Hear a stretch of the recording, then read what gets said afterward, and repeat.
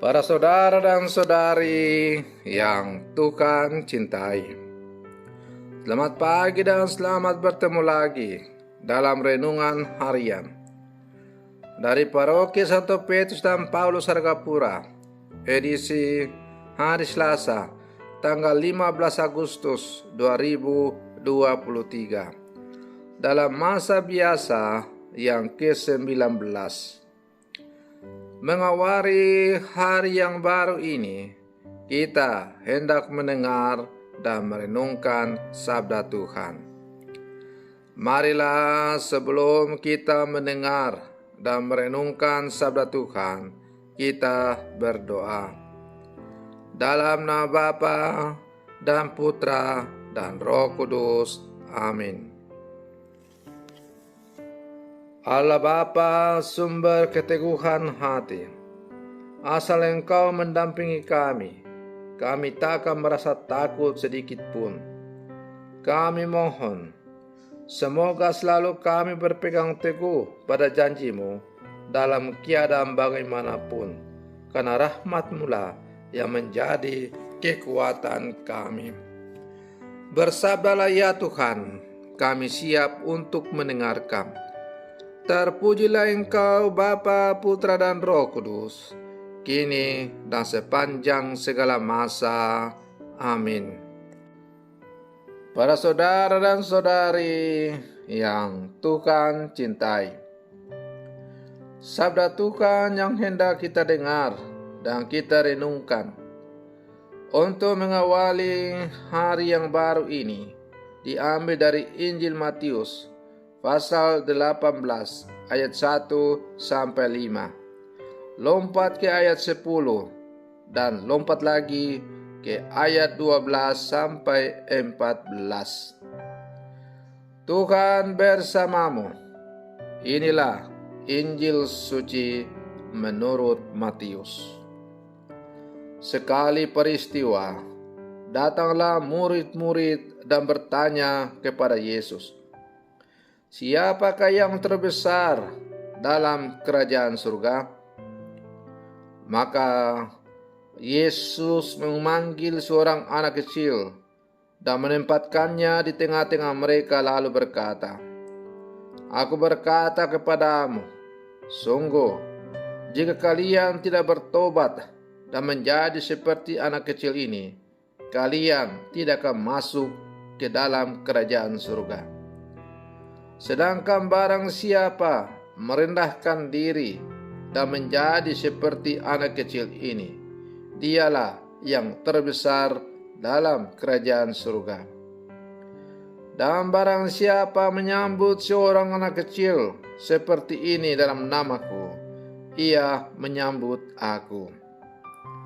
Ingatlah, jangan menganggap rendah seorang pun dari anak-anak kecil ini. Karena aku berkata kepadamu, malaikat-malaikat mereka di surga selalu memandang wajah Bapakku yang di surga."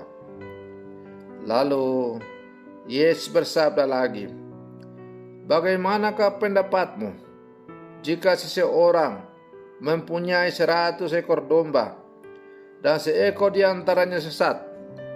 Tidakkah ia akan meninggalkan yang 99 ekor di pegunungan, lalu pergi mencari yang sesat itu?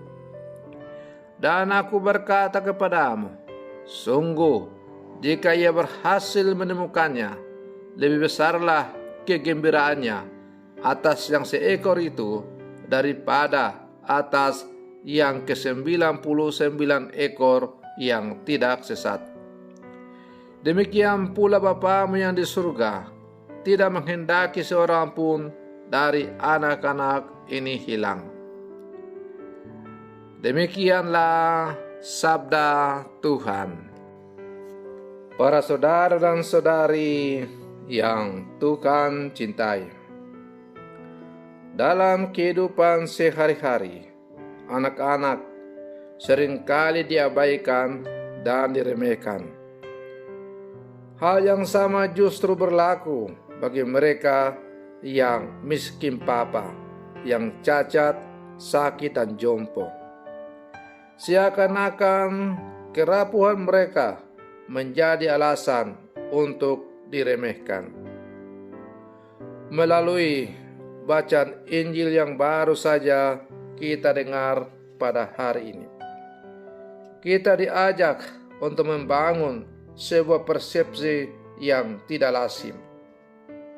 Bagi Yesus, orang-orang yang terbesar di dalam kerajaan Allah justru mereka yang seperti anak-anak kecil. Karena itu, Ia menghendaki para pendengarnya untuk bertobat, merendahkan diri, dan menjadi seperti anak kecil. Mengapa Yesus mengatakan bahwa barang siapa yang mau menjadi yang terbesar, hendaklah ia seperti seorang anak kecil?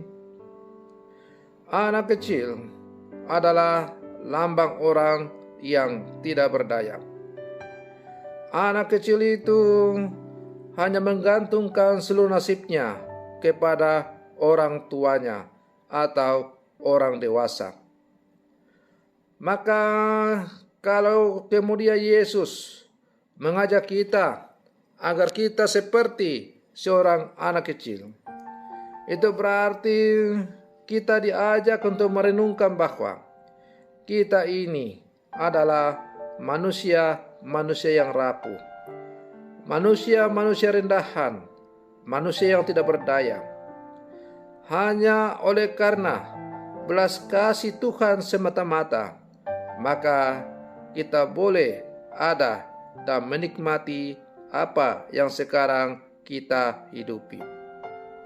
Oleh karena itu, kesadaran sebagai orang kecil, kesadaran sebagai orang yang tidak berdaya di hadapan Tuhan, kesadaran bahwa hanya karena belas kasih Tuhan maka kita bisa ada seperti sekarang ini, itu hanya akan terjadi apabila dalam seluruh kehidupan kita selalu membangun sikap tobat yang terus-menerus. Para saudara dan saudari yang Tuhan cintai, pertobatan dari pihak kita manusia menuntut sebuah sikap perendahan diri. Sementara dari sisi ilahi, Bapa di surga itu adalah Allah yang Maha Rahim dan murah hati. Dialah seorang Bapa yang menghendaki agar semua orang diselamatkan dan memperoleh purna kasih dan kerahimannya di surga.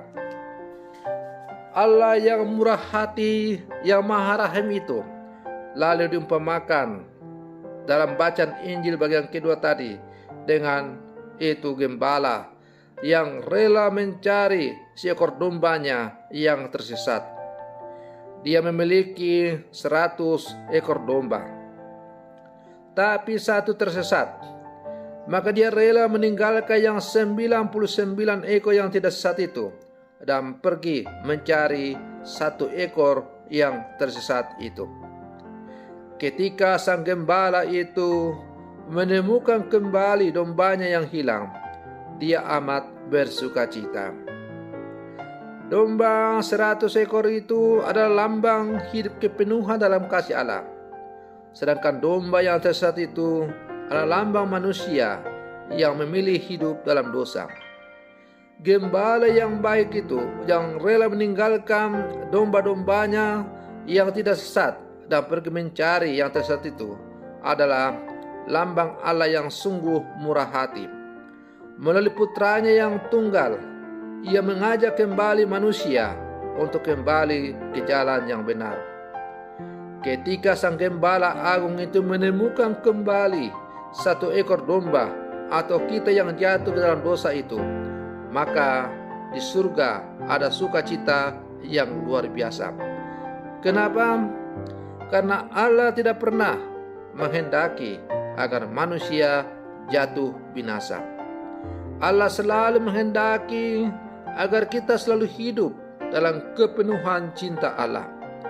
Oleh karena itu, ketika ada domba-dombanya, ada dari kita yang tersesat, hati Allah akan selalu gelisah. Kegelisahan hati Allah itu hanya akan berakhir apabila Dia telah menemukan kita kembali. Para saudara dan saudari yang Tuhan cintai, agar Sang Gembala Agung bisa menemukan kita sebagai domba yang tersesat, maka kita harus menyadari kesalahan kita. Kita harus menyadari kerapuhan kita dan mau untuk kembali ke jalan yang benar. Karena kita mau membangun sikap tobat dan mau kembali ke jalan yang benar, maka Allah melalui putranya Tuhan kita Yesus Kristus sebagai Sang Gembala Agung akhirnya menemukan kita kembali. Para saudara dan saudari yang Tuhan cintai, semoga perenungan saya untuk mengawali hari yang baru ini semakin menghantar kita untuk menjadi domba-domba yang baik dan benar, yang selalu mendengar suara Gembala Agung kita, ialah Yesus Kristus. Selamat pagi, Tuhan Yesus memberkati.